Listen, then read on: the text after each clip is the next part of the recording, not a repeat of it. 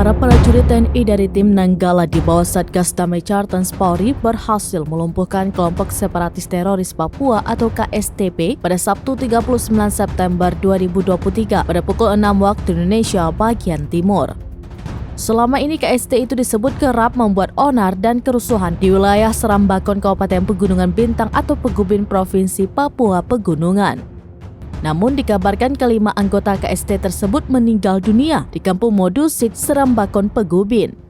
Tim Nanggala yang berkekuatan 18 orang tersebut merupakan gabungan dari Nanggala 2 dengan 9 personel dan Nanggala 8 dengan 9 personel.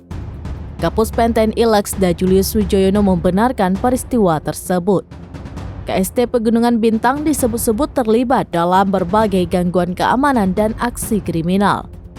Mereka juga disebut telah terlibat gangguan dan pembunuhan terhadap masyarakat sejak awal tahun 2023. KST juga telah menyerang dan merampok masyarakat serta menyerang pemerintah kabupaten dan juga aparat desa jika tidak menyetor sejumlah uang kepada mereka. KST juga terlibat berbagai gangguan pada lalu lintas penerbangan di sekitar bandara, menembak aparat BRIMOB yang berpatroli hingga tewas, menembak aparat Satpol PP, membakar rumah dinas DPRD dan kios warga hingga ludes. Kapten Kogab Wilhan III Kolonel Cizi GN Suryastawa mengatakan Pangkogab Wilhan III telah memerintahkan untuk menindak KSTP di Pegunungan Bintang secara tegas dan terukur.